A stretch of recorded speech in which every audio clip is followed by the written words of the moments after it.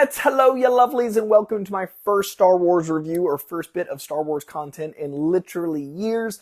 This is going to be an interesting journey because Star Wars is a very tricky navigating for me as a fan from childhood who then hasn't really publicly dealt in the fandom. This is the first time I'm trying to get back in and see if it's my cup of tea, and I think the Acolyte is a tricky one to do that with, and we'll talk about that in the review.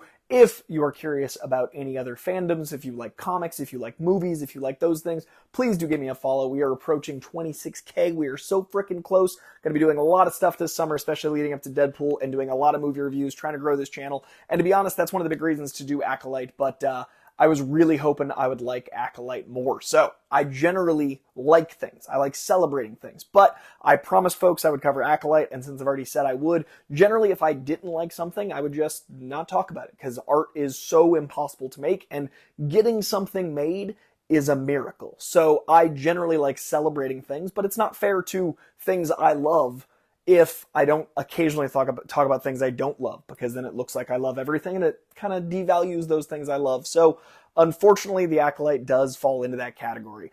Let's talk about the Acolyte.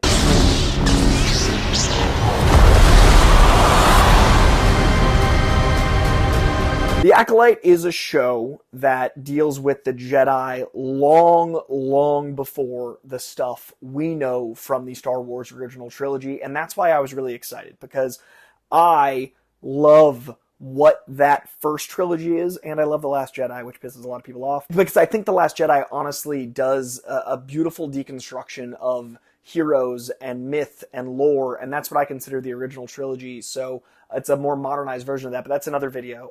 The point being, the Acolyte for me was hopefully a gateway point, because I don't have the investment in everything being Skywalker. I don't have the investment of everything being a character reborn and re-energized. Like, I was really excited for Boba Fett, and then Boba Fett didn't really work for me. I love The Mandalorian because those characters felt new and exciting for those first couple seasons, and Bill Burr's character is my favorite new Star Wars character because it brings the nuance of what it would be like to discuss war, but on a galactic scale. Like, you're still dealing with soldiers, you're still dealing with the fallout of violence, and to have a stormtrooper, to have someone working for the Empire, to have someone working as a rebel, like to have these characters, especially embodied by Bill Burr's character, deal with nuanced conversation makes all the spectacle and laser sounds and lightsabers feel gritty and real while still being a spectacle. And that's why I like comic books, because they're a spectacle telling a real story. They're a spectacle Trojan horse.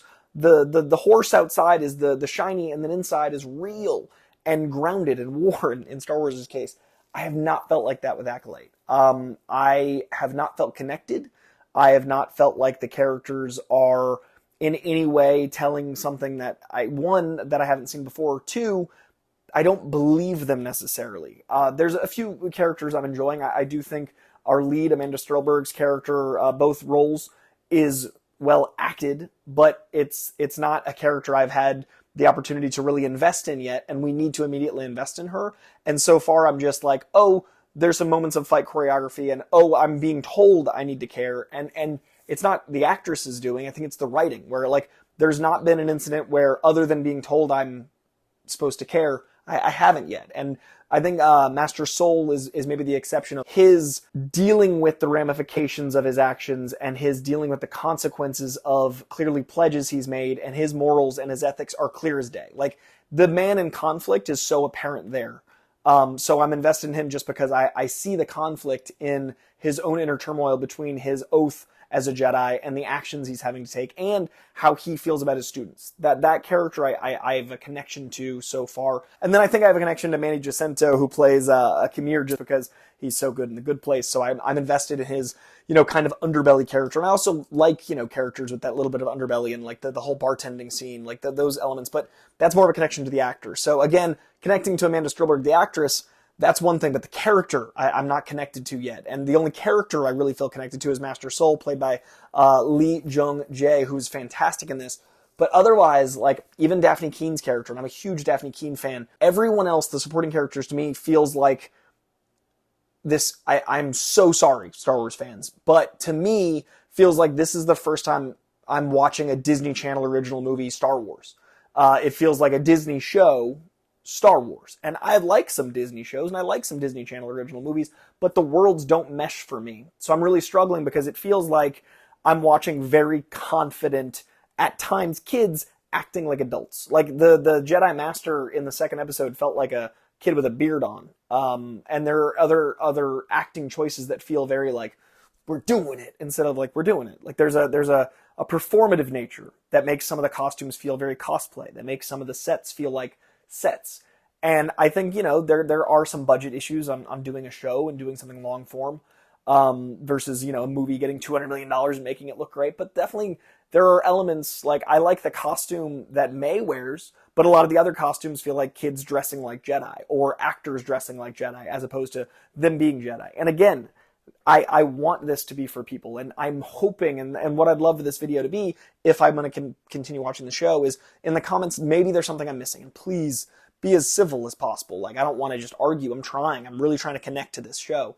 So if there's something I'm just not seeing, please let me know. If there's something that you really liked, please let me know. Like, I'm a person that wants to be positive, so I want to be positive about this show. Let me know the positives you have, because my issues have been just this uncanny valley of disconnect where it doesn't feel like it's taking itself seriously, or it feels like it's taking itself too seriously, neither of which have really found a tone. The story itself is fine so far. The idea of a Jedi being murdered and then the tension that would create because of this tricky Republic versus Jedi turmoil to come. I like the idea of like one person being killed can set this all off, and it being an ex-Jedi. Like, those concepts are interesting, but I haven't felt that yet. It's so far felt, the soap opera element. And also, Carrie-Anne Moss was the big reason I wanted to watch the show, and her being killed, I get why sometimes you have to do that, but I think maybe the clickbait nature of it kind of was a bummer, because she was such a big part of the marketing that I thought we had a series with Carrie-Anne Moss, and I loved her fight, and like the Matrix nods that I felt, and like the choreography in this, I will give credit. There are a few fight scenes that I've been like, wow, this choreography is really kicking it up a notch. That feels exciting. But they keep saying things that I feel like if I heard in a movie that wasn't Star Wars and I wasn't afraid to talk about, I would have problems with. Like the somehow, Palpatine returned is kind of May's whole arc, is like May somehow returned. They just changed the order around and are like, she died. Everyone said she did, but she didn't die. So twist, and it feels like it's trying to be a twist or trying to be something, and it isn't really. So positives, enjoying some of the choreography, enjoying seeing actors I don't know, and discovering new actors. Like this Amanda Strelberg I don't know, and now I'm clearly impressed with her work. Maybe not in the writing, but what she's doing at the writing I'm impressed with. This guy that plays Master Soul, I'm going to check out his other stuff. So those are positives. I am enjoying the idea of watching something that is so early that it feels like there could be new paths that feel exciting. Like the idea of a Jedi Wookiee is exciting. I love when something as simple as a green lightsaber can get me excited, because that's my favorite of the lightsabers. Just the Star Wars mythos. The Star Wars mythology is so rich that when I hear a TIE fighter, I get excited, like my inner child geeks out. So seeing a green lightsaber, especially wielded by Carrie-Anne Moss, emitted this childlike wonder that I do love that Star Wars can bring. So the magic of Star Wars is sprinkled through here. It's just what journey it takes to get there is so far not worth it for me. And I'm hoping there's something I'm just not seeing. I'm really hoping I connect to it in some way. That said, I'm not someone versed with the deeper Star Wars lore, so the High Republic stuff I know nothing about. So maybe that's an issue. Maybe it's just a barrier of entry. Maybe it's something that I just don't get because I don't read the books. Maybe, I don't have the knowledge of deep Star Wars that is required, but I don't know how good it is to have a show need all that. Ideally, you'd want something that's approachable to casual fans, and then diehard fans get even more. Like how I watch comic movies, I always want people to get it. I just love that there's, that's a comic cover or that's a reference to this, but it shouldn't be everything. So maybe I'm just missing something. So far, it's not for me. So far, my favorite of the Star Wars shows is Andor, and then any of the Bill Burr episodes of The Mandalorian are amongst my favorite Star Wars stuff, and then the rest is fine. I thought the villain in Obi-Wan was kind of underused and then kind of just sprinkled throughout, and it didn't really feel like that character got to grow enough to really be impactful, so Obi-Wan kind of fell off.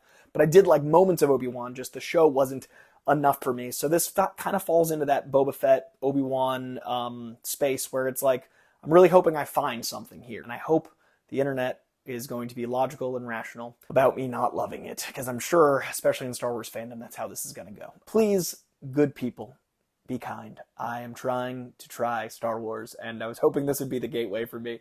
So far it's not, but maybe someone will point out something in the comments. Leave a comment below. Let me know what I might be missing.